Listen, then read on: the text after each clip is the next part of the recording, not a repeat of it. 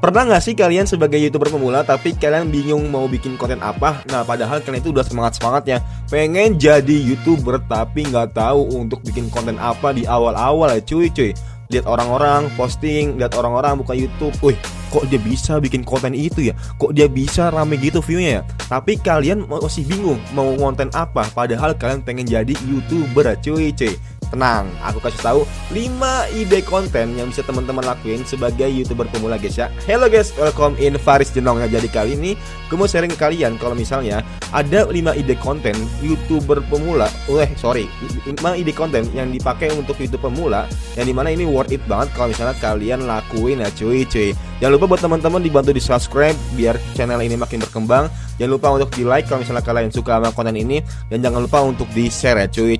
Biar orang lain tuh pada tahu sebagai YouTuber pemula atau enggak teman kalian yang mau jadi YouTuber ya cuy. Nah, sering banget kan kalau misalnya teman-teman mau jadi YouTuber tapi bingung mau bikin konten apa yang sekiranya ini maksimal. Karena kalian itu konten itu hari pertama kalian konten, pastinya hari kedua, hari ketiga, hari keempat ya harus sama cuy segmennya ya bre. Jangan hari pertama main game, hari kedua tentang review produk, hari ketiga malah konten ngevlog. Nah, jangan kayak gitu guys. Itu nanti algoritma tuh susah membacanya.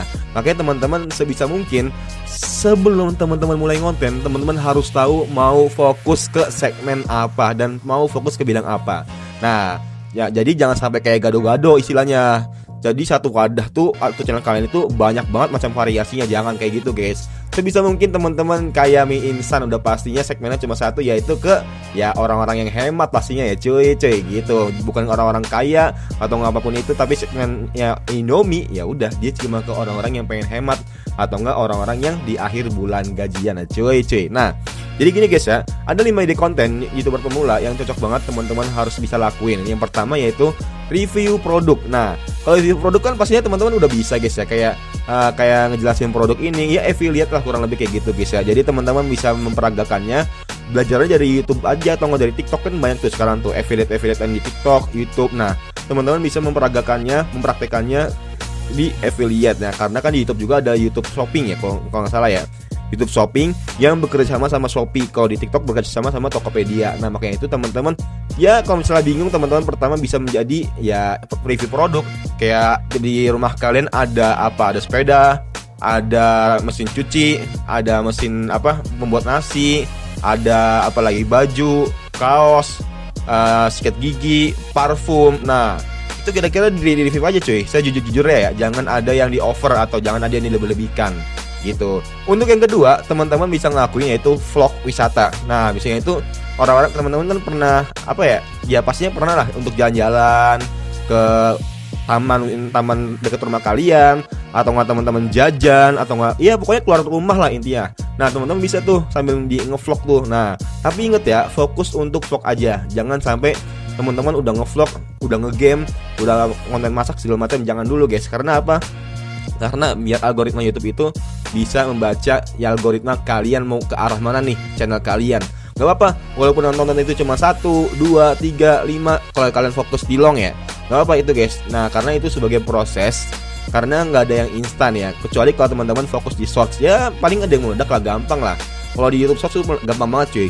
Kecuali kalau teman-teman fokus di long video, itu baru agak ekstrim, agak menantang sih awal-awal pastinya ya bre. Nah, oke, sebisa mungkin teman-teman kalau misalnya mau bikin konten vlog wisata, ya nggak usah jauh-jauh dari wisata di kota kalian, atau enggak kalian deket rumah itu ada hutan, ada tempat buat nongkrong segala macam lah. Teman-teman bisa tuh dimainin dan dibikin vlognya ya cuy. Gue dulu pernah kok kayak gitu kok. Nah, yang ketiga, teman-teman bisa bikin konten itu tutorial sesuai dengan skill kalian.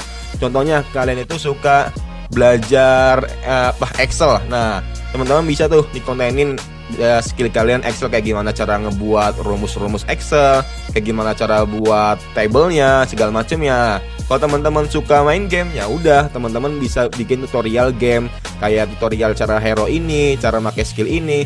Kalau teman-teman suka masak, ya udah bikin tutorial masak aja. Kayak misalnya contoh bagaimana cara bikin mie instan dengan sama kayak di warkop. Nah, itu kan jarang-jarang tuh cuy ya. yang dimana kita tuh kalau misalnya makan mie instan pastinya kan bingung ya, kok rasa gua beda banget sama apa yang dirasain waktu gua makan di warkop. Nah itu ada tuh tutorialnya, makanya teman-teman ya apa yang kalian punya, apa yang kalian miliki itu dikontenin aja gitu. Tapi ingat, fokus ke segmen satu segmen dulu ya. Misalnya teman-teman mau fokus ke remaja-remaja, ya udah fokus ke situ. Kalau teman-teman mau fokus ke ibu-ibu, nggak apa guys, fokusnya ke ibu-ibu juga nggak apa. Tapi sebisa mungkin dari awal kalian konten, kalian tahu itu mau fokus kemana aja segmennya. Kecuali kalau kalian udah sebagai YouTuber besar, kayak banyak lah teman-teman yang udah fokus. Jadi dia itu satu channel itu yang YouTuber besar itu ya banyak gitu konteninnya, kayak review makanan, review produk, konten masak, vlog pariwisata segala macam ya, karena dia udah besar cuy. Dia udah nggak mikir algoritma lagi, makanya itu dia ya udah ngonten aja.